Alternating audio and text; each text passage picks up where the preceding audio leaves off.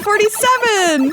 That's right. You're listening to a podcast that's for you if you play Magic the Gathering. Whether you're sitting at home jamming some Arena, or maybe you've been heading out to your local game store to play some F&M, hopefully fully masked. Oh, yes. Please. We are here for you. I'm one of your hosts, Maria. I'm another one of your hosts, Megan. And I'm mad at Maria because she forgot to press record on the first time that we did this intro. Oops. This is intro take 2, everybody, so it's going to be extra good because we rehearsed we it. had a rehearsal. Yeah. We didn't know it was a rehearsal while it was happening, which is the best kind of rehearsal out there. Oh, brother, where art thou? Yes. I'll tell you where thou art in this episode, where we're going to talk about Planeswalkers. Wow. Everything that you might have known or didn't know or thought you knew but truly don't know. Correct. Because they are wild. They are wily. They have been around for a long time, but not forever. No, not forever. So Maria's going to hit us with some facts. Yeah, I went on a deep dive to find out all the information about the birth of Planeswalkers in Magic the Gathering, and it's a really interesting history. So even if you think you know a lot about Planeswalkers, you probably don't know a lot of these interesting tidbits that went into the initial design of this brand new card type that appeared with the creation of lorewin. Yeah. So it's a very exciting tale. Yeah. And I don't even know most of it. Maria's going to educate me. I'm so excited. Oh, they're contentious to some people. Yep. They're favorites of other people. Yep. So we're going to find out, where didst they come from? Where didst they come from? Brother, oh brother, where didst thou come from? I love that movie. Great film. But before we get into all of that, a huge, enormous thank you to everybody who makes this show happen every single week. Our supporters on Patreon over at patreon.com/GLHF Magic. Thank you so much. Yes, thank you especially to the people who have become patrons in the past week. Joker, Jason, Little FX Radio, Roth, Brian, Cole, and Zach. Yay! You are all true heroes. Thank you, heroes. Especially we've got the Joker on our side. Yeah, that's right. You do not want that person as an enemy. No. I also played Roth in the tournament this past week on our patron-only tournament. Yeah, what a good time. It was a great time. We flew through 6 rounds of Gladiator. Yes, real fast. Next time, we're going to do a best of 3. Yeah, so next month, our September tournament, if you didn't get a chance to play in this one, will be best of 3 Gladiator as opposed to best of 1. And it's going to be a really cool tournament. I didn't see the same deck twice. Everyone had such a good time. People were so creative. What a party. It was a party. Once I think I got somebody to 3 or maybe even 1 life, and then I lost. Great. It was true magic. Incredible, as Garfield intended. Yes. Truly. So all you have to do to get in on that tournament and all the other sweet rewards, access to our Discord, etc., is by becoming a patron over on patreon.com/GLHF Magic.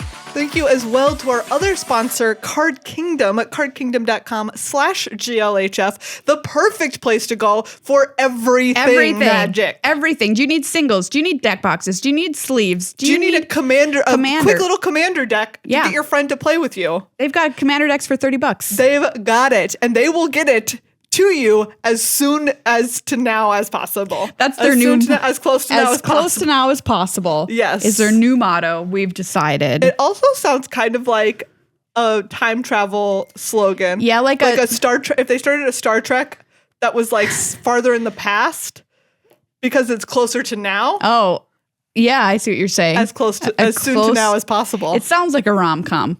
Oh, yeah. As soon to now as possible. Like the Lake House, except if it didn't take itself seriously. Yeah. Which I am more interested in, honestly. Yeah. Let's talk about the history of Planeswalkers. Ooh, okay. I'm ready. So, Megan, before I start off, what do you know about the creation of Planeswalkers? Okay, I know that the first ones were in lorewin. Yep. I know that they had 1 for each color. Yep. We've reached the end. See, I think that's what most people knew. That's what I knew before I started in on this journey to finding all about them. So here's the background of the creation of Planeswalkers. It all started, go on a journey with me, if you will. Okay. All the way back around 2007. As soon to now as possible. And And what was going on is Mark Rosewater was assembling his team for Future Sight. Oh, okay. So Future Sight, as you may know, was a set that contained cards that were supposedly from the future.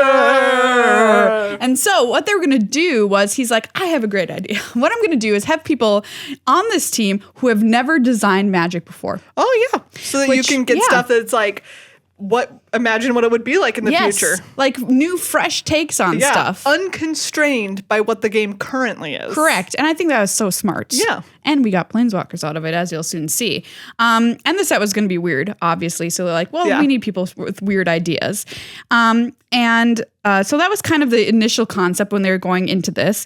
And the creative team was like, hey, we have a request for you when you're trying to figure out something in Future Sight. They're like, we need it to be easier to write Magic stories that revolve around like the color pie and wizards fighting, which is like the two main things. What is Magic about? The color pie? Yep. Fighting wizards. Exactly. Wizards fighting each other. Wizards battling. Battling wizards. And can you imagine, like, Wizard Story, of course, Magic Story had existed up to this point, but it's a little tough, sometimes to write about this stuff when cards didn't exist in the set that reference main characters in the story. Yeah, or it was like on every world, it's a different set of characters. Exactly. There was no linking between the planes, as it were. Okay. That was easy to kind of like describe with the cards themselves. Yeah. So, Planeswalkers, as you said before, they've been referenced in the art, they've been referenced in flavor text. Okay. They have card names, but they've never... They were like, hey, there are these people who can travel between planes. But Urza's a guy. He's a head. Urza now is a head. But they did not have their own cards. Yeah. So at some point, this person named Matt Kavoda joins the team, and Matt has done a lot of art for Magic. Okay. Jaya Ballard is one of his cards that he's drawn. That's kind of an iconic one. Wow. The Feldergriff, he painted that as well. Cool. So anyway, he joined this team, and he's like, I have the idea of a Planeswalker.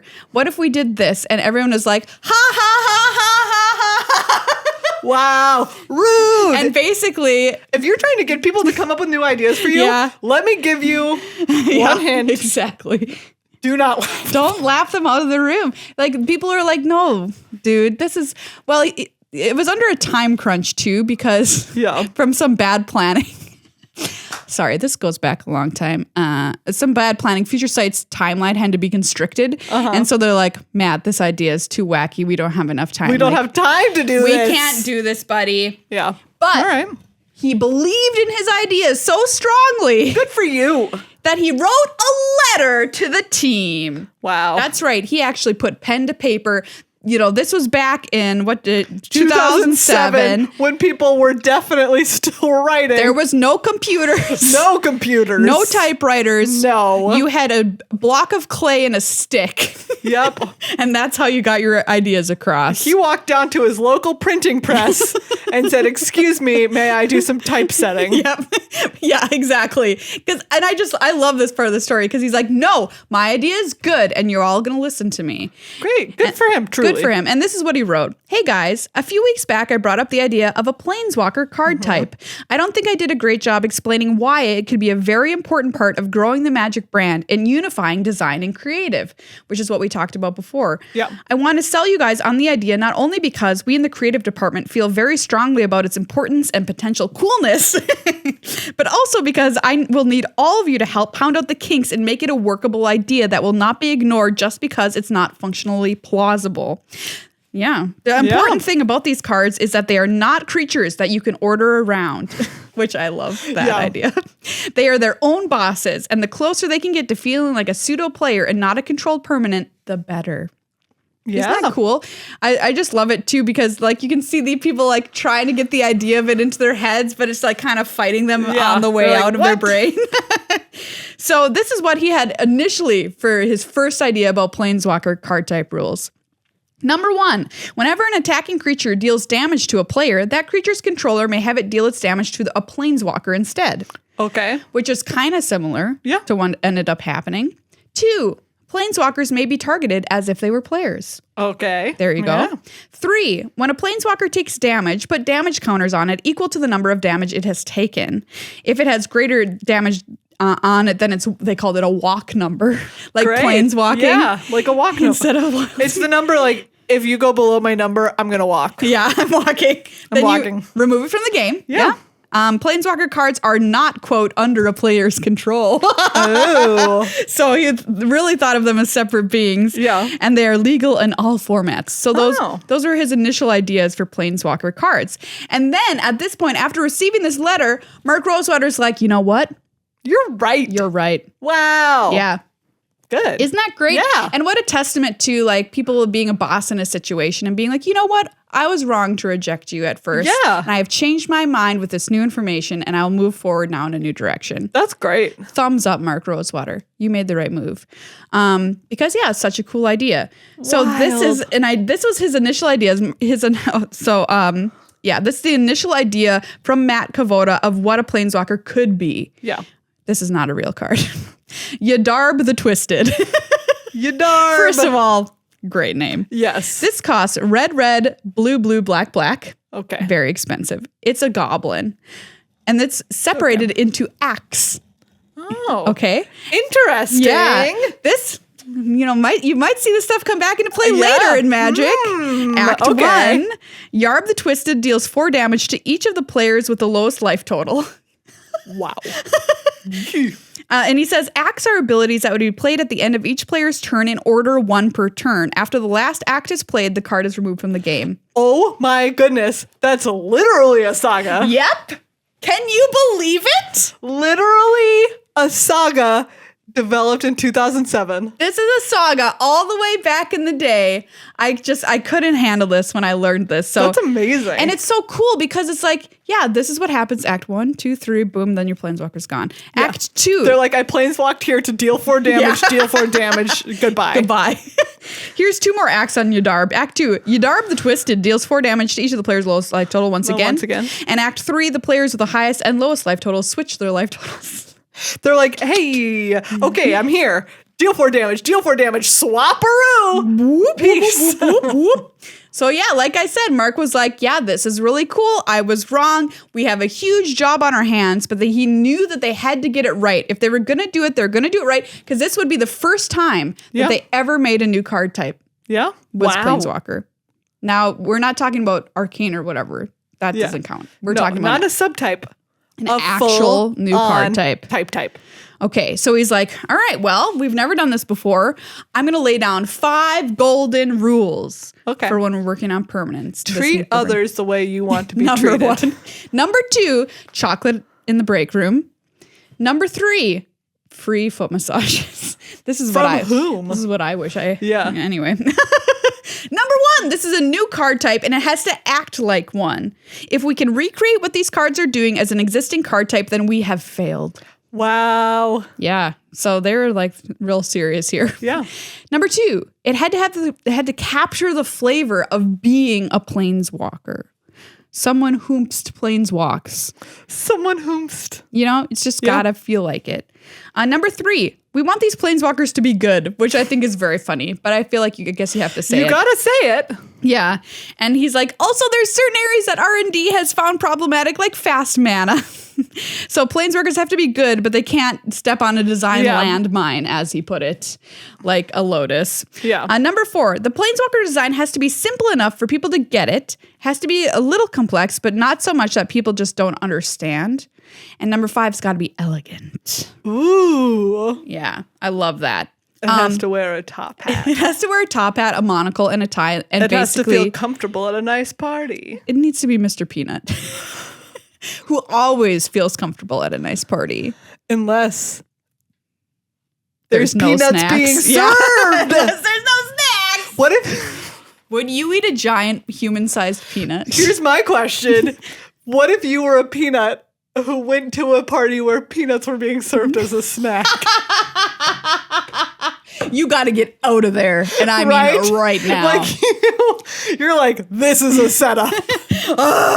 My brothers and sisters. Horrifying. Do you think Mr. Peanut feels a kinship That's a good question. 2 other nuts? Because, actually, to be fair, he's the one who markets them as a snack.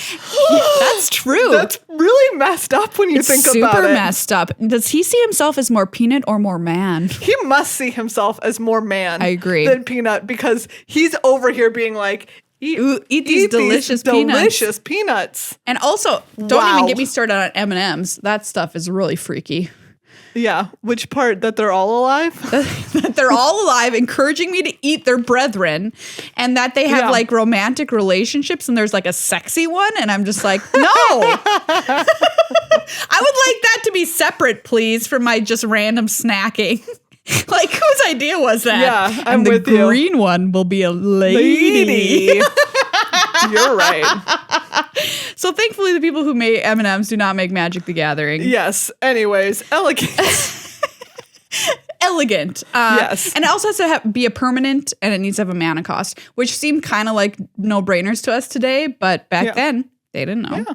So this is what they're like. All right, let's sit down and do it. And this is my favorite part of this story, what they ended up doing. They decided to iterate on a Richard Garfield design that he had made for the original Ravnica. Ooh, okay. So I love this because whenever we get something really cool in Magic, I feel like Richard Garfield is the person behind it. Yeah, he did something like sagas. Like sagas, exactly. Was in there. So yeah, so what he made originally for Ravnica was something that played on the city theme, a new card type called structures. Oh. So these are like buildings or whatever that gave you a special effect like an enchantment.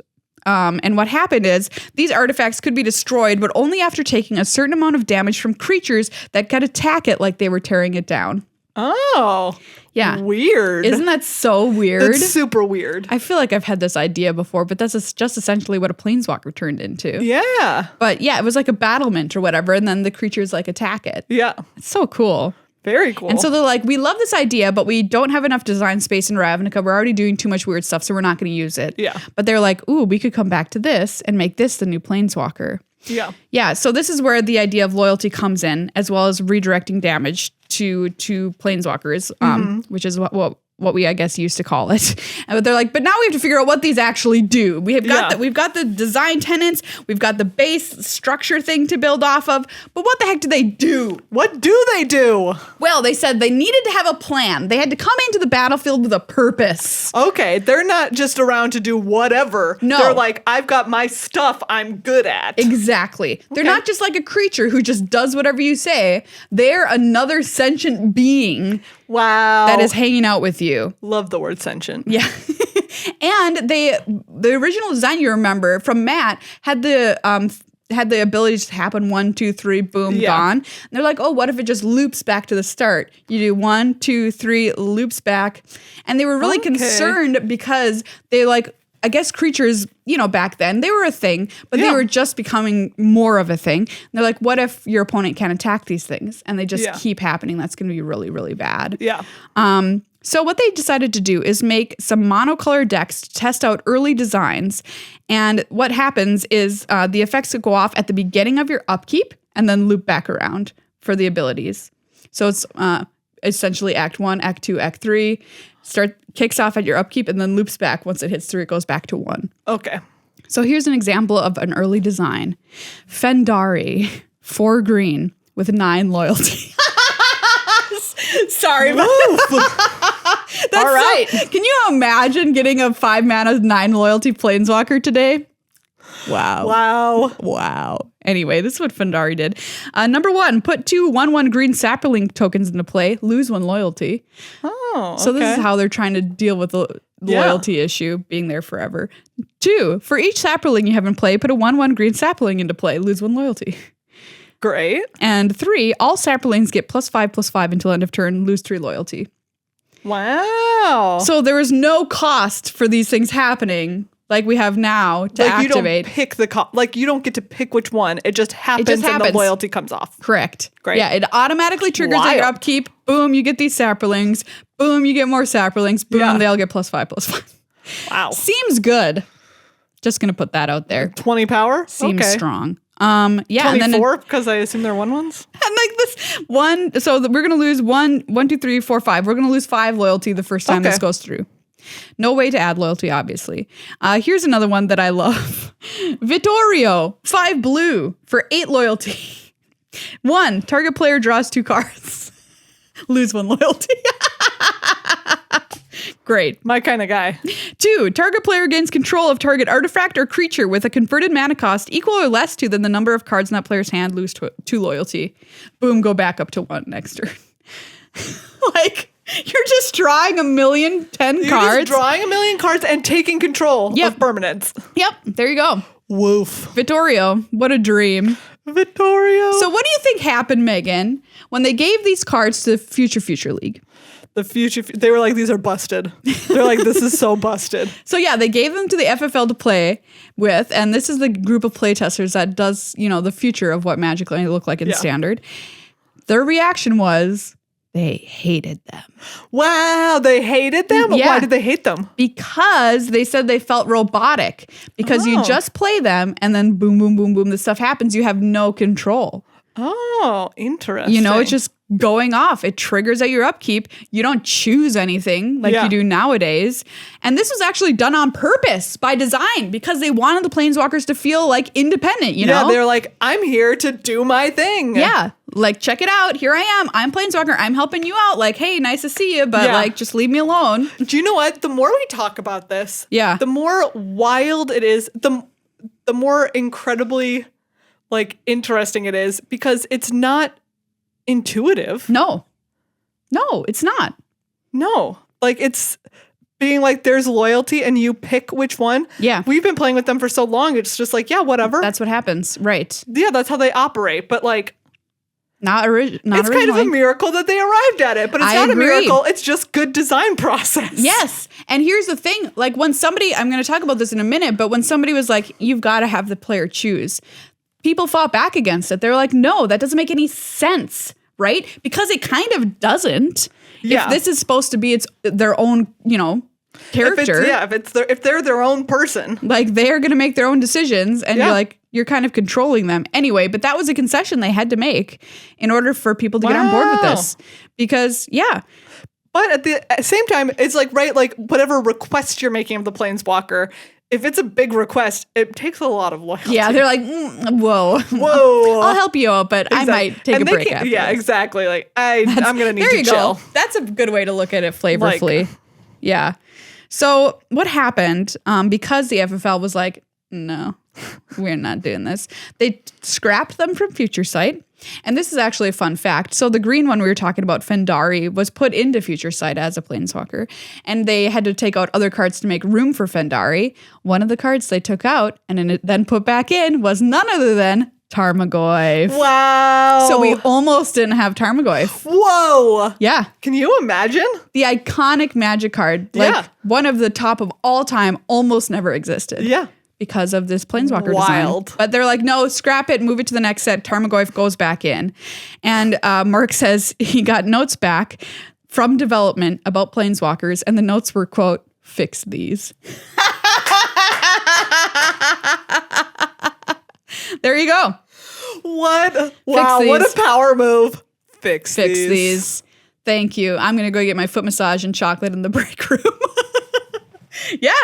Yeah, absolutely. Oh my goodness. I'm going to show you a picture of what Mark drew Fundari to look like initially. It's a stick figure. It's a stick figure. It's a stick figure. You may know he designed Look at Me, I'm the DCI, which is also stick figure. It's also a stick figure. Great. It's a stick figure with then next to it is just a little huge, no, I shouldn't say little, huge text box with all of the abilities. Yeah. But that's what it originally looked like. Wow. That's really weird. Really strange. Yeah. So it's vertical art of the Planeswalker, a huge text box next to it. Yeah. The loyalty is up in the upper left-hand corner, and the name is along the side. Yeah. Weird. Wow.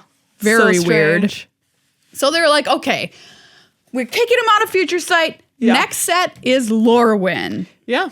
So the team decided to make a list of what they liked and didn't like from the 5 failed walkers they designed from their failures. Yeah. Number 1, they liked that they had a mana cost, which we talked about this, but it seems like today. But here's the thing. Matt's initial idea was that Planeswalkers came into play. Like they manifested themselves. They popped onto the battlefield. Right. They're like, I've arrived. Here I am. Once a certain condition was met. Like say you have 4 creatures, boop, there's your planeswalker. Yeah. So like no mana cost. They're like, oh, I heard 4 creatures. Yeah. It's like when you pour water on a gremlin. It just bloop, bloop, there's their planeswalker. Sorry. You just get it. But the team was like, oh, they should have identities based on color and stuff. And also so they can't go in every deck. Yeah. And whatever. So yeah, very smart. And also some people thought that they were going to end up being like vanguards. You know what I mean? That was an initial idea. Like if you play Momir, that's a vanguard. It starts the game in play or whatever. Play, yeah. And it just has an effect, and those don't like, have mana cost. They're like, no. So they also have to be a permanent. They liked that they had various effects that happened once a turn, and they also liked that they had loyalty, that creatures were allowed to attack loyalty, and also that you could redirect damage to the planeswalker. Interesting. Makes sense. Yeah. Here's what they did not like about those initial designs that might have ended up in future sight. Number 1, having no control over what the planeswalker's going to do. Yep. You know? Yep. Yeah. Mark says, I'm just going to read this verbatim because it's very interesting. It is my belief that this is the number 1 reason the robotic planeswalkers were perceived so badly by R&D. The only decision you had when using planeswalkers was when to play them. In addition, it was very frustrating watching them do stupid or worthless things. I love that. You're like, bro, what are you even doing over there? Making saplings? Thanks for showing up, I guess. I don't even need those. Like, okay, cool. Thanks, Fundari. I really needed these. These. Thanks, bro. Planeswalkers were supposed to convey a sense of power, not powerlessness. This brings me to an important debate, one we had numerous times. Does allowing a player to make choices for a planeswalker take away the sense of autonomy? The answer we found was yes, but only a little. We felt that the added flexibility made up for the increase of strategic gameplay, the increase of strategic gameplay made up for the lack of wait, what am I trying to say here? Planeswalker agency? Yeah, exactly. So they're like, this is a sacrifice, you know? And he was one of the people on team like, I don't know. I don't think they should be able to do it. Yeah, but here we are. And the other thing they disliked was having no way to keep your planeswalker around. So like those abilities kept minusing. Yes, they only went down. Correct. So what can you do? Another frustrating part of the planeswalkers was that while your opponent had ways to speed up their demise, you had very little ability to slow it down. The more we examined, the more we realized that it created a much bigger problem. If we limited what a planeswalker could do by using its loyalty as a cost rather than having a preset order like 1, 2, 3 like we saw, then the only way to force planeswalkers to build upon some larger effect, and this was another quality we liked about the original design, was to allow the planeswalkers the ability to add loyalty. Otherwise, they could do their big effect the first chance they had to use an ability, which is kind of anticlimactic. This issue drove a lot of changes. Interesting. Yeah, so I never thought about that, but like, gosh, learning all this made me be like, R&D is hard. Yeah, man. Yeah.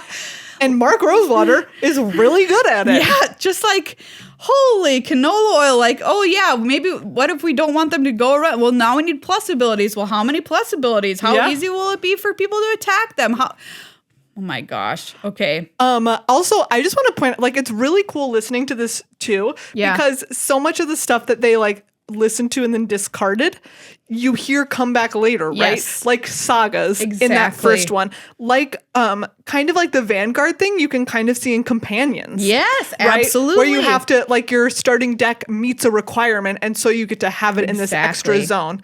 Even like the only minus abilities, which came around on Planeswalkers and War of the Spark. Exactly. Like all of this stuff, it just goes to show that like in the creative process, even what you're discarding might have value later. Don't throw it all away. No. You know? Hold on to some of it. Yeah, precisely. I love that too. So here's the plan to fix them. They figured they were not that far off from where they needed to be. The preset order of abilities was a big issue. So like, okay, what can we do about that? Should they go off randomly? Oh my goodness. Can you imagine? Like you have a planeswalker and you're like, time to roll a die and see which one of these things I get. Or should the effects be chosen? And they said, well, market research shows players do not like random effects, which now saying that nowadays has a very different meaning than seeing it back then, because hello, we just introduced a set with a bunch of random effects. Yeah. Although we've talked about how they mitigated that. Yes, they certainly did. I mean, on Planeswalkers, it would be way weirder. Yes. So they were like, well, I feel like we're in between a rock and a hard place. Random seems really bad. Choosing seems good, but the Planeswalkers lose agency. And eventually, we all know that's what they ended up going with. Yeah. Key change was also to move the loyalty change from part of the ability to the cost of that ability. Yeah. So instead of just like, oh, this one goes off, you lose a loyalty. Instead, it costs a loyalty for this to happen. Yeah. And this means they had to put in abilities that added loyalty, which of course we now know. And they made new Planeswalker creations for Lorewin, one of each color. And you're going to see how similar they ended up being to the final result. Hermia the Black, which ended up being Liliana. Wow. Spoiler alert. Hermia. Oh, man. I mean, it's a great name. 3 black for 6 loyalty. +2, each player discards a card. -1, each player sacrifices a creature. -10, return all creature cards in your graveyard to play. Wow. Wow. Very similar to what ended up being the actual original Liliana from Lorewin. Yeah. Liliana Vest, 3 black for 5 loyalty. +1, target player discards a card. So pretty close. Yeah. -2, search your library for a card, then shuffle your library and put that card on top of it. Okay, very different. -8, put all creature cards from all graveyards onto the battlefield under your control. Wild. Almost the same. Absolutely wild. Isn't that so cool? It's so cool. So, yeah, they were handed off to development. That Liliana is what ended up happening. So the tweaks they made from Hermia and the other walkers, which they designed under the single color node. The ability changed from being an upkeep trigger to being an ability that could be used once per turn anytime you could cast a sorcery, which is obviously how they work now. And this was probably the biggest change they made from those original designs, and help make the cards more relevant as they are now able to have an impact the turn they come into play. So you don't have to wait to your upkeep. Number 2, all Planeswalkers were given a positive loyalty ability. Wow. And they thought this was super important because a player had the ability to strengthen the Planeswalker just as the opponent had the ability to beat it down. Yeah. Number 3, all Planeswalkers were given an ultimate. Yeah. Which is a really cool super strong third ability. And number 4, all Planeswalkers got a plan B, which the design team said, hey, we like the fact that they have an original plan A, but maybe it'll be cool if that's not working out or not relevant right now. We give them something else to do. Yeah. So 2 different routes to victory, essentially. And that would give them more variety in play as players would have options on how to use them. And that is how we got the original Lorewin 5. Wow. Yeah. Absolutely incredible. There you go. That's the story of Planeswalkers. And Part 1. Part 1, yeah. There's so much more to talk about. So much more has come around. But for you, what is the biggest standout of things that we talked about from the origin story, if you will? Wow. I think, like I was saying, just how much of the stuff that they tried and discarded has ended up coming back around. The creative reuse of ideas. Yes, absolutely. And it's so smart because it's like, why throw away all of this good stuff? We just have to put the good stuff in a new pot, stir it around a different way. Boom, something great will come out. Which is how you make soup. Exactly. Exactly. I love the part about Richard Garfield with the building structures from original Ravnica, because I didn't know he consulted on that set. Me neither. The only one I remember was him consulting on Dominaria. Yeah. And that's where we got Sagas. And I think we can kind of see this Garfield-like thing that he's like interested in making different like zones of the game or whatever. Interesting different combat decisions. What were they called? Structures. Yeah. I had no idea about that before this. Yeah, that's absolutely wild. And how much work went into creating this new card type over multiple sets, so many different iterations, like almost not happening because people were like, this idea is too bonkers, get out of here. Yeah, the number of times that it was just like, people were like, no, that's like laughable first. No, like, get out of here. No. Or design just being like, take this back. No, take this back. Take this back. Fix this. Fix this. Fix this. I really would love to see more WotC internal memos after learning that was like, what. Fix this. Fix this. Yeah. And then we had the original 5 Planeswalkers in Lorewin, which is where we started. And from there, of course, we all know things got really wild. Yeah. And we ended up in places like with cards like Oko, Thief of Crowns. Oh my gosh. Yeah. Do you think Do you think that like someone who could time travel would go back to the original and be like, don't make these? Stop. Certainly some Magic players would. Yes. When Planeswalkers first debuted, even though they were based off a Richard Garfield idea, he wasn't happy with them necessarily. Really? Because he didn't like the idea of chase rares being in packs. Oh, because, he wasn't into that. So, and then, of course, some players didn't like them because they thought they made the game too easy because you had a really powerful card that you could just play and you're like, plus, fart. I don't have to be super smart. I just played my dumb Planeswalker. Now you lose. Which is really strange because they do make up for a lot of decision points. Yeah, that is true. And so, that was kind of the early main criticisms of them when they first came out. But now they're just a part of our life and we live with them in our basements. Liliana's down there being the Babadook. No, Garrick is the Babadook. Garrick, when he gets all murdery. Yeah, is the Babadook in your basement. Wow, now that I'm saying that, somebody please make a Garrick Babadook altar because I just think it fits. Ooh. I just think it fits too kind of scarily well, honestly. Or I feel like, I don't know, we have to think on it. There's others too. Like, is Ashiok the Babadook? Oh, Ashiok could be the Babadook. Like, they kind of have a real Babadook vibe. They're a Nightmare Weaver. I'm getting a Duke vibe from the Babadook vibe from Ashiok.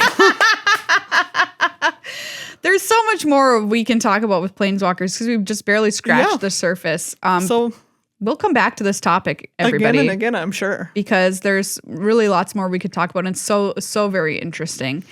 It's, Now they're iconic. Now they're everywhere. Can you imagine? Okay, can you imagine Magic without Planeswalkers? One, yes, because there are some sets where they're not very relevant. Mm-hmm. But also, it would feel a little empty, wouldn't it?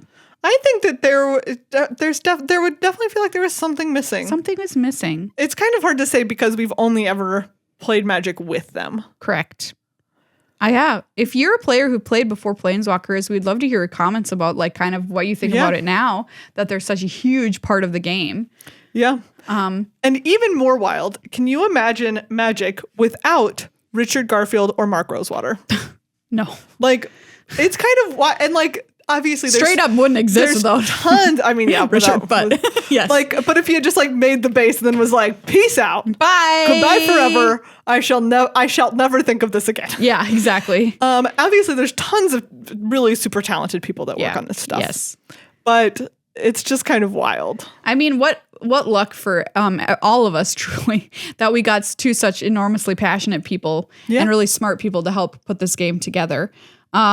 It's just kind of and like very inventive, right? Like there's such a level of like creativity and inventiveness. Like think back before Magic existed. Magic is like now so iconic and it's just such a part of the gaming sphere. But before it existed, nothing existed that was remotely close to what Magic is. Yeah. Nothing. Nowadays, we got a lot of stuff that's like Magic. Yeah. Back then, zero. Wild. Which is really weird to think about. Yeah. You could like, I want to play a game. Okay, do you want to play Monopoly? Yeah.